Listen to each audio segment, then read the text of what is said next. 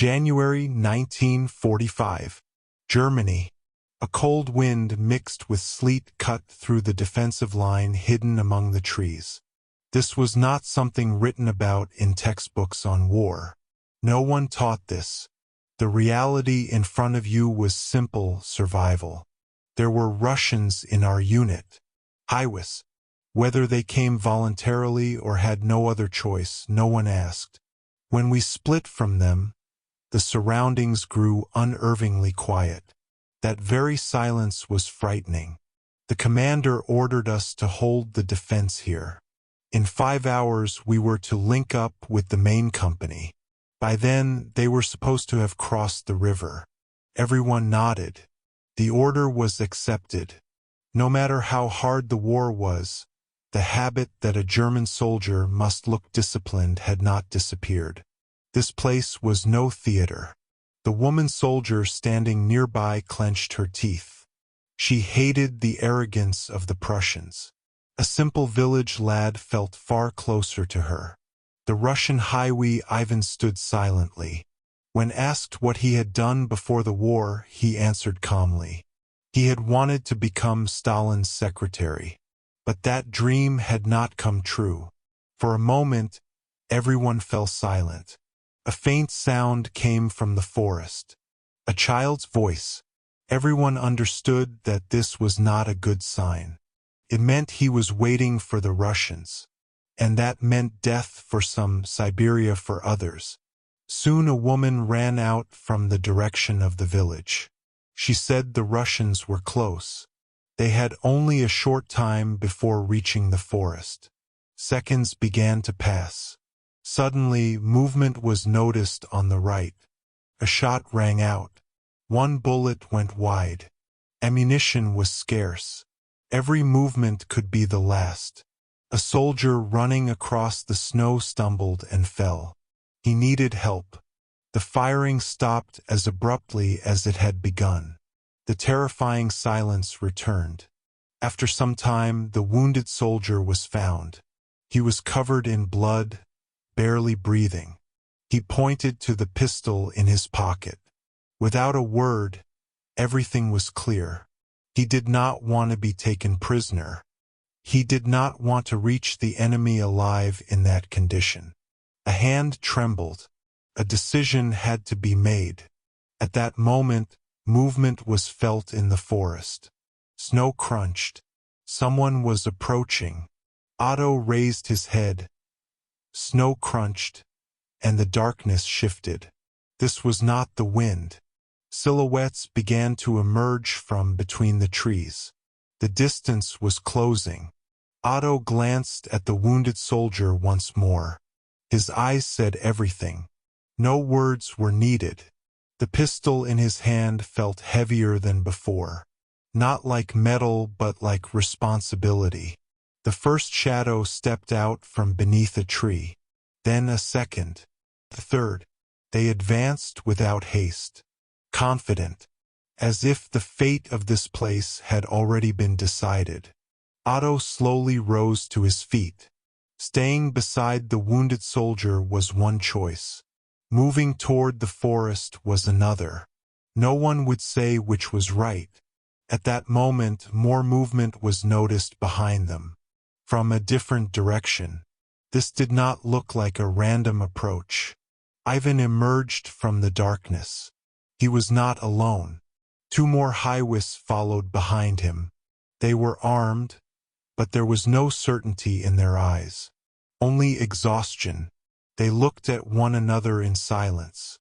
Here, nationality and uniform no longer mattered. The wounded soldier breathed slowly. Each breath felt like the last. Those ahead were closing in. Only a few dozen meters remained between them. Otto lowered the pistol. He still had not made a decision. Time seemed to stretch. 1 second felt like a year. At that moment, the sound of heavy machinery came from beyond the forest. Distant but clear. The ground trembled slightly. It was a sign that could change everything. Or make everything too late. Otto took one last look around. The wounded comrade. Ivan. The people approaching through the darkness. No one knew what would happen next, but there was no way back anymore. The sound of heavy machinery faded for a moment, then grew louder again. It did not seem to be approaching, but neither was it moving away. Its direction was impossible to determine. The people among the trees stopped. They were listening as well. Footprints in the snow were clearly visible. It became obvious that these were not random arrivals. Ivan stepped forward. There was a calm on his face that had not been there before. Not fear, the quiet of a man worn down by exhaustion. He simply raised his open palm, a gesture belonging to no language yet understood by all. Those approaching did not respond, but their movements slowed. The wounded soldier drew in a breath and closed his eyes. His body trembled, but he was alive. Otto looked at the pistol again. If he did not make a decision now, soon it might be too late. A man stepped forward from beneath a tree.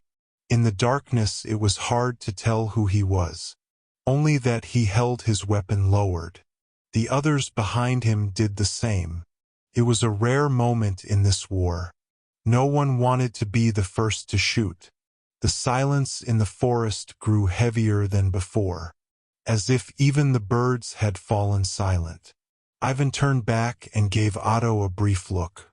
He said nothing, but there was only one question in his eyes. What do we do now? Then another sound reached them from afar. This time it was not gunfire. Voices, something that sounded like orders. A few seconds later, light appeared from another direction. Brief, faint, but unmistakable. Otto felt his heartbeat clearly. This was no longer just a skirmish. This was the moment before a final choice about survival. He took one step forward. Otto's single step made the snow crunch. The sound felt far too loud. Everyone standing in the forest turned toward it. The man who had stepped forward tilted his head slightly. He stopped as well. The distance between them was now dangerously close. At that moment, more movement was noticed behind them. This time it was not rushed. Careful, disciplined. German helmets emerged from the darkness. The remnants of their own unit. Exhausted, but still ready to fight. Their numbers were small too. It was a situation that gave no one an advantage. The wounded soldier stirred weakly. His breathing was about to give out. His hand caught hold of Otto's sleeve. Otto bent down and looked into his eyes. There was no fear in them, only a plea for it to end quickly. But Otto still did not raise the pistol. Ivan took another step forward. Now everyone could see him clearly. His uniform and his side no longer mattered here. He spoke while looking at the ground. His voice was not loud, but it was steady. He said the end of the war was near. No one needed proof. Everyone could feel it. The people in the forest began to move. Some stepped back. Some lowered their weapons. But not everyone. A single shot rang out from far away. No one knew who fired it. The bullet hit no one. But that one sound changed everything. The German soldiers dropped to the ground. Those in the forest scattered. Shouts and orders mixed beneath the snow.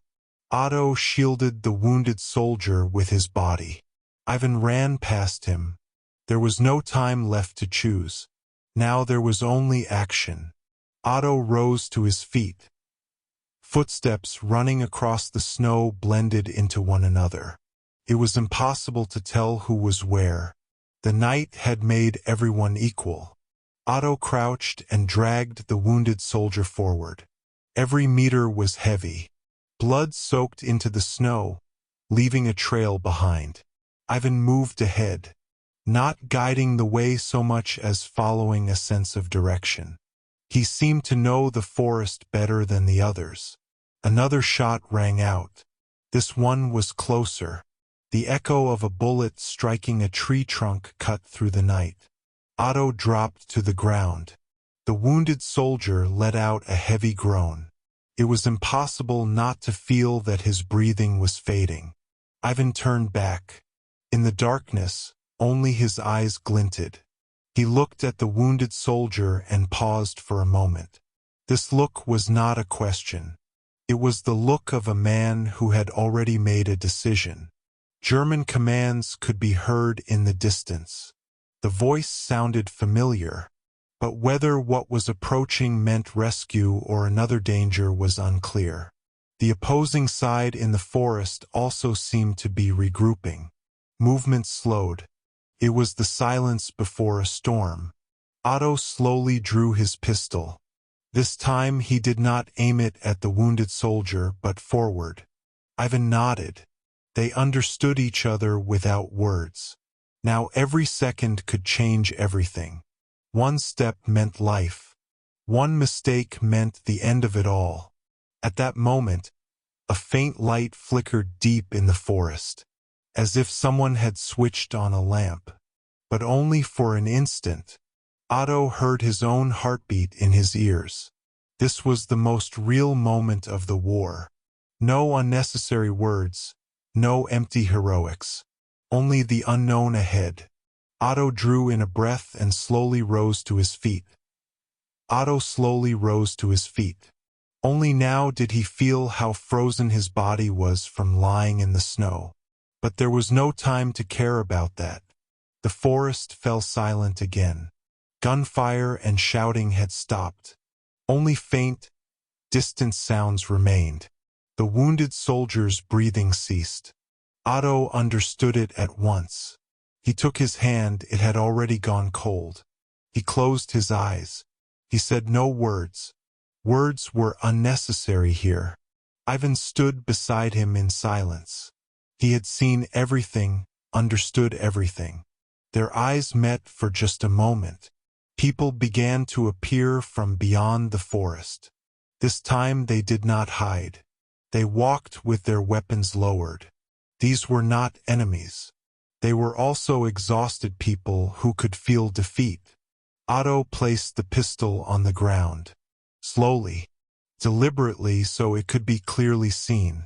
Ivan did the same. For several seconds no one moved. In those seconds it felt as if the war had ended. Then everything began to move quietly. Some lifted the wounded. Some faded back into the forest. No one could clearly tell anymore who belonged to which side. Dawn began to break. The sky shifted from gray to pale white. Only the tracks left in the snow reminded of everything that had happened during the night. And even those would soon disappear. Otto looked back once. He felt that he was leaving this place and this war behind. He was not a hero. He performed no great deed. He simply survived. And sometimes, in war, that is the heaviest burden of all.